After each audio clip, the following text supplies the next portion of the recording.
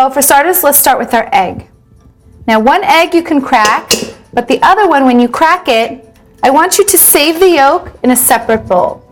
This is good for later on, for us brushing the top of the Sekerpare with the egg yolk so it turns a nice golden brown. So I'm just gonna put my egg yolk right in there. We'll save that for later. And then we're going to take a whisk or hand mixer and whisk in our sugar. So just put it in. And now it's time to whisk. I'm gonna get it really nice and creamy. So now that you see that I have this mixture, now of course if you had a hand mixer it would be easier, but I'm used to the whisk and it does the job, so it's just fine. You just have to whisk it in section by section.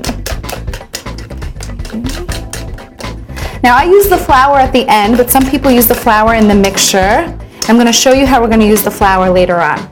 So now we'll mix in our semolina. Just going to give it a really nice flavor. And again, just keep whisking it. The point is to get a dough that you can maneuver around, that you can mold to a really nice shaped circle.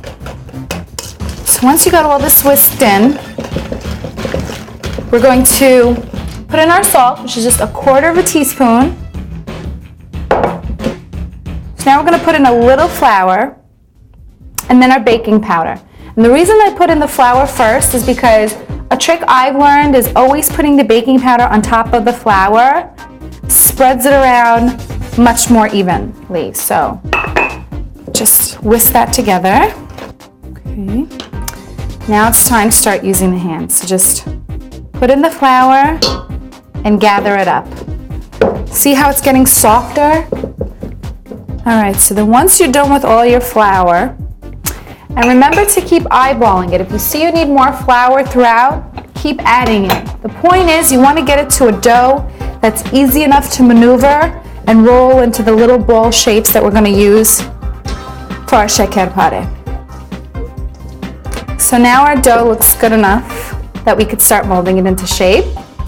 You could take it and just play with it, and this is how it's supposed to be. So just keep adding flour until you get this soft texture, easy to mold. So what you're going to do then is just roll it between your hands, about the size of a walnut. That's what I like to say.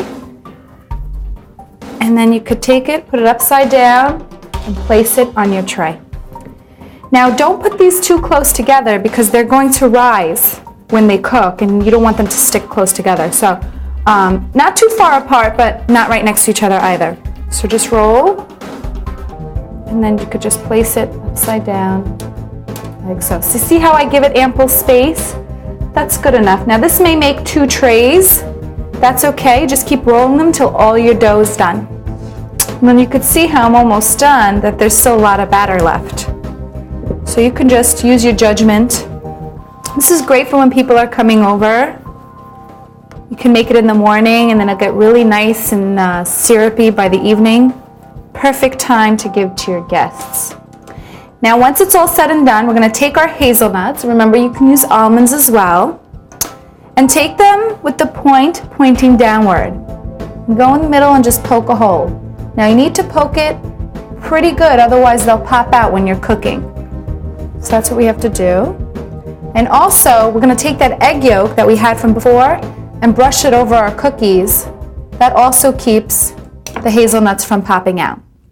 Now you don't have to poke the bottom of the tray. Just make sure you poke it far enough so that it goes through. Remember, point side down. We're just going to do that for all our cookies. And as you can see, it's already taking shape of what the Sekerpare is supposed to look like. And this is a good time to make sure your oven is preheating to 350 degrees. And these take really fast to bake. It's like 20 minutes, but of course you have to keep checking. You want a nice golden brown color. Now it's time to take our egg yolk and our brush. I'm just going to brush it over. This way when they cook, they get a nice golden brown color. Now I'm going to put it in our oven and bake it. Remember to keep eyeballing it. Make sure that it doesn't get too brown or it doesn't cook too fast, because that way it'll burn and then the inside won't cook.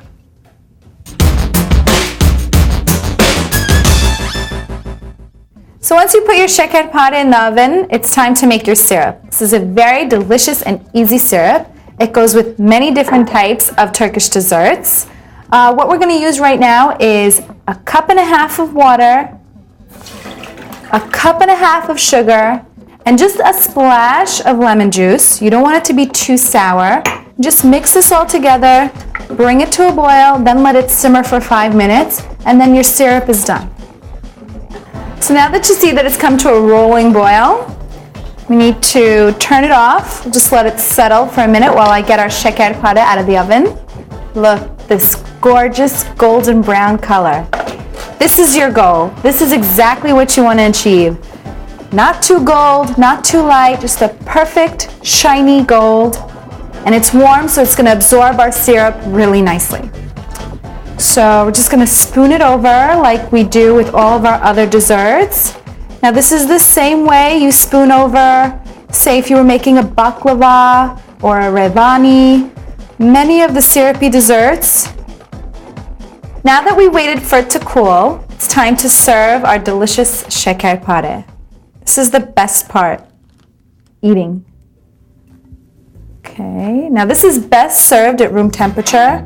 You don't need to put it in the fridge, and know that throughout time that it's going to get soggier and soggier, but that's the best part, when it crumples in your mouth. But now it's time to taste.